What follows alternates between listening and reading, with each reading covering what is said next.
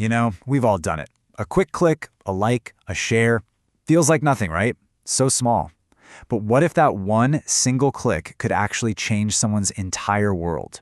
That's what we're diving into today, how a tiny digital action can create these huge, real-world waves. Let's get right into it. And this really gets to the heart of it, doesn't it? It highlights this incredible power that we all have, literally at our fingertips. Every single time we interact online, it has weight. And understanding that weight, well, it's more important now than ever before. Okay, so our story begins where a lot of these online messes do, with something that was supposed to be just a harmless joke. Let's meet the people involved. So first up, we've got Jay. He's quick, he loves a good meme, and honestly, from his point of view, this is just funny. He sees the picture, throws it in a group chat with his friends, and pretty much forgets about it. He's just assuming everyone shares his sense of humor, which, as we know, is always a bit of a gamble. But then there's Leah, and she immediately gets this feeling that something's not quite right. She asks the one question that really cuts through everything. Did she say you could use her photo? And that's the moment, right there, where this joke starts to fall apart, bringing up these huge ideas of consent and just basic respect. And this is the whole thing, really. This massive gap between what Jay intended and the impact it had. He wanted to be funny, but for Tasha, the experience was something else entirely. It's a fundamental rule of being online. A joke is only a joke if everybody's laughing. So how did this whole thing escalate? Well, Jay's classic joke didn't stay in that private group chat for long. Of course not. It got out, and it made its way to the one person it was absolutely guaranteed to hurt.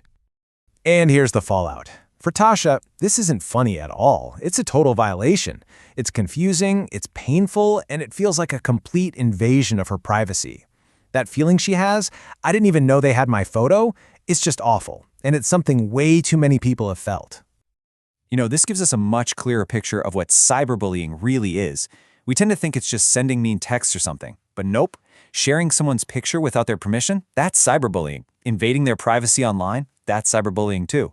It's a much bigger umbrella than most of us think. Okay, so just when Tasha is feeling completely powerless, the story pivots. A classroom discussion starts, and this idea of digital rights comes up. It's a moment where knowledge becomes power, and it changes everything for these students. 13. This number just pops up. Seems kind of random, but trust me, it's the absolute key to understanding our rights online. And to really see how it works, our story is drawing some inspiration from the laws in Namibia, which give us a really powerful real-world example of this in action. So, what's the deal with this number? It's all about Article 13 of the Namibian Constitution. And this isn't just some boring legal text. It's basically a shield. It says, flat out, that your photos, your private messages, your whole online identity, it's all protected. What happened to Tasha wasn't just mean, it was a violation of her fundamental right to privacy. This is such a powerful moment from the teacher, Mr. Dubé. He makes it crystal clear that the person who posted the meme isn't the only one responsible. Every single like, every comment, every share, it all adds fuel to the fire. If you just stay silent, or worse, engage passively, you become part of it. You're complicit. And that brings us to this really critical choice. A choice that every single person has to make when they see something bad happen online. Are you going to be a bystander, or are you going to be something more? So let's break this down. The bystander and the upstander, they both see the exact same problem. But what they do is worlds apart. See, it's really easy to be a bystander. You just kind of freeze, maybe you think someone else will step in, the bystander stays quiet.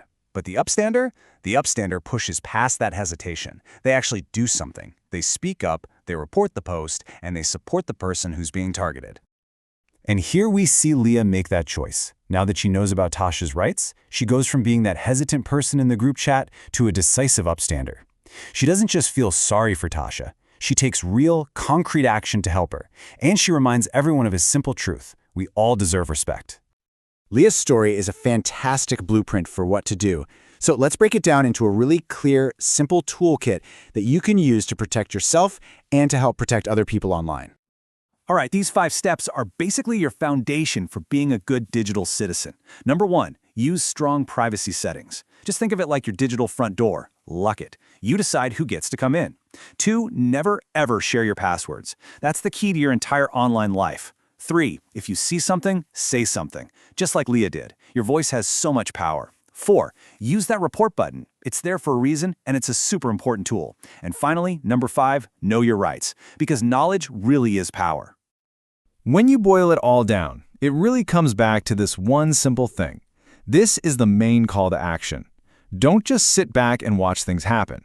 When you have the power to make a positive difference, you got to use it. And that's really the thought we want to leave you with. Every single click, every like, every share you make is sending a message. It's contributing to a culture, either one of harm or one of support. So before you make that next click, just take a second and ask yourself, what story is this action telling? What is it going to say about me?